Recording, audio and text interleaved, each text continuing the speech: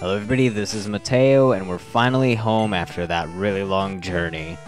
Let's go ahead and take a look at all our Pokemon again, and immediately leave home, why not? Okay, right here we want to go to, if I can remember, Olivine! The professor called us, and he gave us this ticket, saying, hey, you should go on the boat. And so we're gonna go on the boat. And we just got home as well. Well, it's always just an adventure with us, isn't it? First and foremost, for whatever reason, I'm showing this on screen, but you know, whatever. We are going to put Fortress in the box and take somebody else out to evolve. Because Fortress evolved in the middle of the Elite Four fight. So, goodbye Fortress, we will never see you again. And we're going to change box, go back to box 1, which currently holds all of my unevolved Pokemon. And we're going to take something from that. Basically, the way I have my PC set up, as if this matters, is boxes 1 and 2 hold unevolved Pokemon. Most of these are stone Pokemon at this point. But some are still level, like there was Dratini there, and I think one other one, maybe. But, yeah, so there's those. And then boxes 4 and up contain all of the evolved Pokemon from the past. As a note, here's a Jigglypuff. You use a Moonstone on it, it will evolve into Wigglytuff, which has really high HP, like really high HP for what it is. And pretty good defenses, but its offenses kind of really suck. It's kind of like Chansey, or Blissey, I guess, with less defense but more offense, but still not enough to really be usable. Blissey is definitely the better one, just because although it doesn't have any offense, it still has plenty of defense. Whereas Wigglytuff has not as much defense, and a little more offense, but not enough to make its offenses usable, so overall Blissey's the better choice, just because it has stats more located for what it's supposed to do. Just as a note there, but still, I would like to see a Wigglytuff used competitively. I really like seeing those Pokemon that aren't used competitively, just because it makes for a much not a much easier battle, but a much more interesting battle. I mean, honestly, I battle competitively in VGCs and whatnot, and you guys have no idea how freaking tired of seeing Metagross and Garchomp and Tyranitar and Abomasnow and stuff, Pokemon like those, all the freaking time. It is so boring. And annoying, too, because usually it's people with a lesser amount of skill using those Pokemon just because they're powerful, and getting an edge on the competition like that. Like, I would just much rather lose against a person that was using lesser used Pokemon and use them well, rather than a person just using Tyranitar and Corselia and Heatran and crap like that. All the legendaries that for whatever reason aren't banned, and then like Excadrill and not so much Salamence. Salamence is alright because barely anybody uses him, but Politoed, Kingdra, just the Pokemon that a lot of people use. Rotom. It's just really annoying, and it's not as much fun because I'm battling the same Pokemon all the time with people who know how to use them about the same amount, so it's basically the same battle over and over again. Now, if they legitimately outplay me with those Pokemon and they win because of that, I'm like, alright, you predicted my movements, you actually knew what you were doing, good. But if the person just wins strictly because their Pokemon's stats are better than mine naturally because they're pseudo-legendaries like Tyranitar or Metagross, that's just really annoying to me. Like, there's no fun in it, really. So, my rant on that out of the way, pretty much, I think I'm done with that. Well, I guess I'm gonna say that's why I try to use not as much used Pokemon. Like, I'm running Heracross in my team, even though Heracross isn't used too much. A couple people use it, but not nearly as much as, say, Metagross or Tyranitar. What else am I using? I really can't remember. Porygon Z is used a little bit, but not too much. And I'm not even sure about most of these Pokemon, like, my team is constantly changing. Honchkrow, as far as I've seen, I've never seen another Honchkrow user. I used to use a Houndoom or an Arcanine. I tried both of them. Both of them didn't work out too well, but you know, whatever. That's why I like things like Pokemon Showdown, where you can test the Pokemon team before you even start making it, and then you can see how good is this team, what do you need to change, and then once you finally get a team that you like on there, then you can go in the game and make them, and then try it out on like online competitors in the game, which might be better, I really don't know, but you can still try it against them and see if your team still holds up and maybe make a couple little changes here or there, but for the most part you'll be done by that point, you'd hope. So I really like Pokemon Showdown for that reason. I still have yet to figure out my team really though, which sucks because I want to be able to figure it out before spring break, which is in 1 or 2 weeks, so that I can then use my spring break to make my team, because after that, school is going to keep me busy again for pretty much all the way until mid-June or whenever school ends, and then I'm only going to have about a month to make my team, and I'd rather at least get started much earlier on, just so I have more time to work with, essentially. So I really have to get on to figuring out my team a little bit, which is slightly the reason that I haven't been updating as much. I mean, as well as school and schoolwork and whatnot has been keeping me busy and very tired. It would get to the point where it's like 8 o'clock at night, and I'd be done, and I'd be like, well, I could record a Let's Play part, but at this point I'm really tired, and I really can't be as loud as usual because everybody's like kind of getting ready to go to bed and whatnot.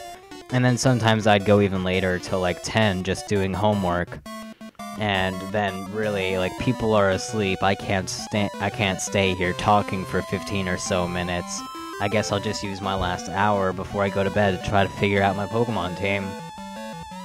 So homework and school, as well as that to an extent, has been keeping me from doing Let's Plays, pretty much, and it really sucks, because I used to update every single day, and I wish I could go back to doing that, but high school has really been keeping me busy recently, junior year, all of this important project stuff in the program that I'm in.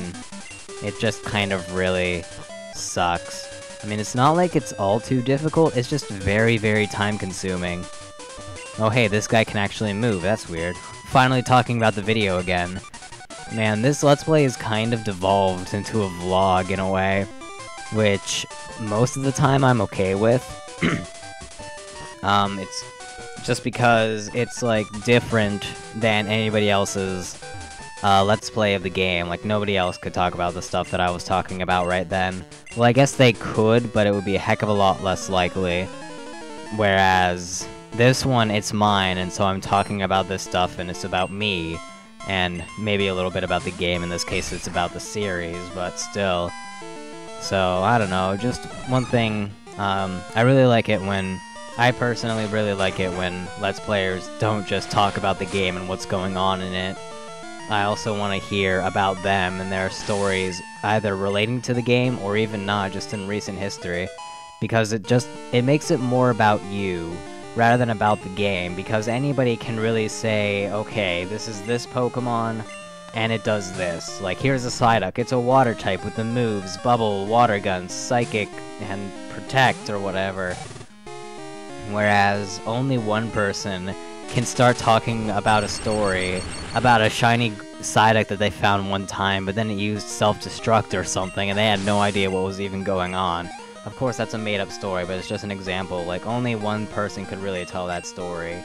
So, I'd say to try to tell random stories or tidbits that you have relating to the game or the series or whatnot.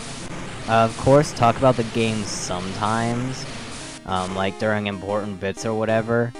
But really, there's nothing important going on at all right now. So, we're just gonna go with this, I guess.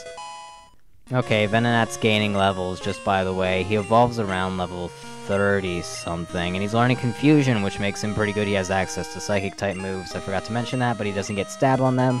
It's still nice, but meh. I've actually seen this really interesting theory about Venonat before, in which Game Freak kind of screwed up their evolutions in a way, where Butterfree was supposed to be the evolved form of Venonat, while Venomoth was supposed to be the evolved form of Metapod.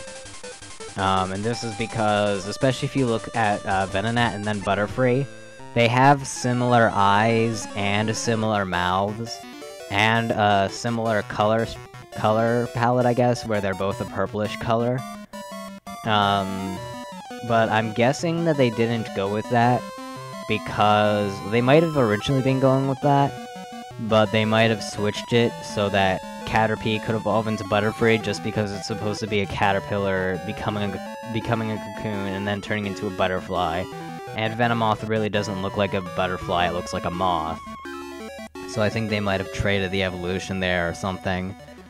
It's just an interesting little thing. I wish Game Freak would actually make an announcement about that. I'm honestly curious. Like whether Venonat was supposed to evolve into Butterfree or whatnot. And they also have access to Psychic-type moves. Both Venomoth and Butterfree can learn Confusion and Psywave, and I think Venomoth can learn Psychic. Butterfree might be able to as well, I really don't know. So it's just really odd. Like, I am incredibly curious as to what the story was on that. Okay, so we have this battle here, Sailor Jeff, Raticate, whatever. Oh yeah, also about VGC and me making my team, and hoping that it's going to be done soon. I hope that my team is going to be done soon, and when VGC comes around, I'm hoping to make vlogs about it this time around, rather than just take pictures. If you look at my miscellaneous videos playlist, you can probably find my pictures there. I kind of just made an announcement about something, I don't even remember what. But I did make an announcement about something, it was like 4 minutes long or something, and I have those pictures in the background. So you can kind of get a taste of what VGC looks like from that. But I'm hoping this year around to maybe make actual vlogs about it. I tried to make vlogs last time, like last year, 2012. But my camera is kind of really crappy. It was, in a way, falsely, I guess, advertised as an HD camera, but it's really not HD, but that's not my problem with it. Oh man, the sound is getting so out of sync here, just by the way. Well, whatever. It doesn't really matter too much, I guess. But my problem with it was the fact that the audio of it would get out of sync with the video somehow. I didn't understand it, so I mean, well, the video was really laggy as compared to the audio, which was completely fine. So maybe, hopefully this time around, I'll get a better camera and I can do that. As well as I was also very shy about it. Like, I wasn't just gonna whip out my camera in the middle of a crowd of like 300 people. Although they are all nerds in a way, as well as me. I mean, we're all playing Pokémon for like 3 hours with each other. I mean, at least 3 hours, probably more. I forget how long it was, actually. But honestly, it probably wouldn't have been a problem if I just took out a camera, started like taking a video of the scenes and whatever, and started talking. Like, people would guess, oh, he's a vlogger on YouTube or whatever. What am I doing? Where am I going, and why? Oh, wait, we arrived at the destination, that's right. Okay, then. Wow, it goes to show that I have not been paying attention whatsoever. Okay, well then, yeah, I'm hoping to maybe get over that this year and get actual vlogs, as well as like a before and after competition vlog. I really don't know what I'd do or talk about, and probably just talk about all my battles or whatever. Because I really can't take a video of the battle while I'm battling. You're not allowed to have other technology on the, while you're battling, because they're afraid that you're going to, like, use your iPhone to look up a Pokemon's stats if you don't know, or whatever, what moves they could possibly have if you don't know. So you're not allowed to use anything like that, although the DS does have a feature, or rather the game has a feature where you can play your last battle over again. So I could possibly do that as long as I win quick enough, or there's enough in-between time where I could quickly do that and record it, or whatever. But I'll try to figure it out for next time. Meanwhile, after all of that rambling yet again, looks like we have 8 more gyms to go in the Kanto region. Yeah, see.